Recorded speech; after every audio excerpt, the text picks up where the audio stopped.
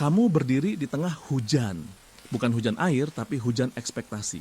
Setiap tetesnya adalah permintaan, kebutuhan, krisis emosional yang bukan milikmu. Tapi kamu membukakan payungmu. Karena kamu seorang pria yang baik. Kamu diajarkan untuk melindungi, untuk menyediakan, untuk menjadi batu karang di tengah badai. Kamu adalah sang penyelamat. Tapi inilah kebenaran pahit yang 99% pria tolak. Di mata seorang manipulator narsistik, kebaikanmu bukanlah anugerah. Empatimu bukanlah jembatan. Empatimu adalah amunisi mereka dan mereka menggunakannya untuk menembakmu tepat di tempat yang paling sakit. Semuanya dimulai dengan sangat indah. Kamu merasa dilihat, dipahami. Dia mencerminkan dirimu dengan sempurna, seolah-olah kalian adalah dua jiwa yang telah lama hilang. Dia menceritakan kisah-kisah sedihnya, trauma masa lalunya. Kamu dengan empati yang meluap, merasa terpanggil. Kamu ingin menyembuhkan lukanya, mengisi kekosongannya. Kamu pikir kamu sedang membangun sebuah hubungan, tapi itu bukan hubungan, itu adalah audisi. Dan kamu baru saja menunjukkan pada sang predator di mana titik terlemahmu berada. Perlahan, dinamikanya bergeser. Krisis kecil mulai muncul. Kesalahpahaman yang selalu, entah bagaimana, berakhir menjadi salahmu. Dia, aku melakukan itu karena aku pikir kamu akan suka. Kamu mencoba menjelaskan perasaanmu, rasa sakitmu, tapi kalimatmu dipotong. Dia, jadi sekarang aku yang jahat, setelah semua yang kulakukan untukmu, aku hanya mencoba yang terbaik. Tapi sepertinya itu tidak pernah cukup untukmu. Lihat apa yang terjadi. Rasa sakitmu diabaikan. Fokusnya berbalik 180 derajat. Sekarang, kamulah yang harus meminta maaf. Kamulah yang harus menenangkannya. Empatimu, keinginanmu untuk tidak menyakiti orang lain, baru saja digunakan untuk melucuti senjatamu. Kamu datang dengan keluhan yang sah dan pulang dengan rasa bersalah. Ini bukan kebetulan, ini adalah psikologi. Ini adalah taktik yang disebut memutarbalikkan peran korban dan pelaku atau DARVO, Deny, Attack, and Reverse Victim and Offender. Pertama, mereka menyangkal, deny perbuatan mereka. Aku tidak pernah melakukan itu. Lalu mereka menyerang, attack karaktermu karena telah menuduh. Kamu terlalu sensitif, kamu selalu berlebihan. Dan yang paling mematikan, mereka memutarbalikkan peran, reverse victim and offender. Tiba-tiba merekalah korban dari tuduhanmu. Merekalah yang tersakiti. Empatimu adalah bahan bakarnya, karena orang yang berempati tidak tahan melihat orang lain menderita, terutama jika mereka merasa menjadi penyebabnya. Naluri alamimu adalah memperbaiki situasi. Kamu akan mengesampingkan rasa sakitmu sendiri untuk meredakan penderitaan mereka. Dan begitu kamu melakukannya, mereka menang. Mari kita lihat contoh nyata. Sebut saja dia Ardi.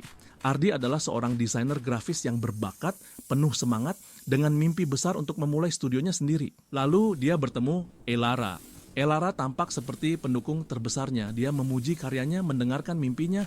Dia adalah kanvas kosong yang Ardi lukis dengan semua harapannya. Suatu malam Ardi mendapat kabar bahwa dia memenangkan kompetisi desain besar. Ini adalah tiketnya. Uang hadiahnya cukup untuk modal awal studionya. Dia pulang untuk memberitahu Elara. Tapi dia menemukan Elara menangis. Mobilnya katanya rusak parah dan butuh perbaikan mahal.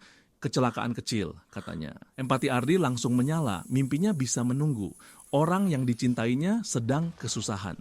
Dia menggunakan seluruh uang hadiahnya untuk memperbaiki mobil Elara. Sebulan kemudian, seorang teman memberitahunya bahwa dia melihat Elara mengendarai mobil baru, bukan yang lama diperbaiki. Ketika Ardi bertanya, pertunjukan dimulai. Elara, kamu menuduhku berbohong. Kamu pikir aku materialistis. Aku menjual mobil lama dan menambahkan sedikit uangku sendiri untuk mendapatkan sesuatu yang lebih aman untuk kita. Aku memikirkan masa depan kita, ARD.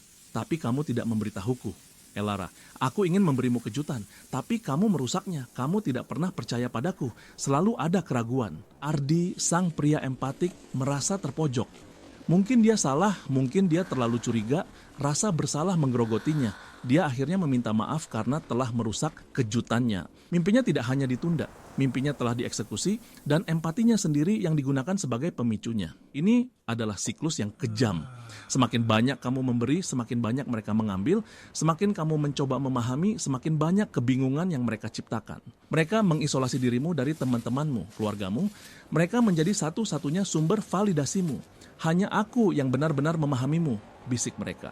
Kesehatan mentalmu menurun. Kamu menjadi cemas, depresi, selalu waspada. Kamu mulai meragukan kewarasanmu sendiri. Ini disebut gaslighting. Mereka membuatmu percaya bahwa kamulah yang bermasalah.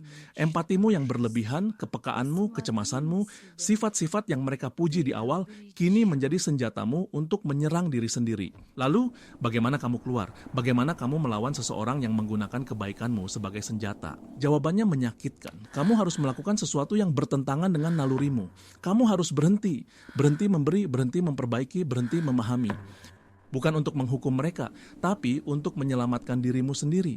Kamu harus mengubah empatimu menjadi perisai, bukan spons. Ketika mereka menciptakan drama, jangan ikut menari. Ketika mereka menuduhmu, jangan membela diri. Cukup katakan, aku tidak akan membahas ini denganmu. Mereka akan menyebutmu dingin, egois, kejam. Mereka akan menggunakan setiap kata dalam kamus manipulasi mereka untuk menarikmu kembali. Ini adalah ujian terakhir. Mereka menguji apakah tali boneka itu benar-benar telah putus. Bertahanlah. Kebenaran pahitnya adalah kamu tidak bisa menyembuhkan mereka. Kamu tidak bisa mengubah mereka. Satu-satunya orang yang bisa kamu selamatkan dalam dinamika ini adalah dirimu sendiri. Jangan bunuh empatimu, itu adalah kekuatan supermu. Tapi belajarlah untuk mengarahkannya dengan bijak. Berikan kepada mereka yang menghargainya, bukan kepada mereka yang mengeksploitasinya. Empatimu bukan amunisi untuk orang lain. Itu adalah kompas untuk jiwamu sendiri. Jangan biarkan siapapun mengambilnya darimu atau menggunakannya untuk menuntunmu ke dalam kegelapan.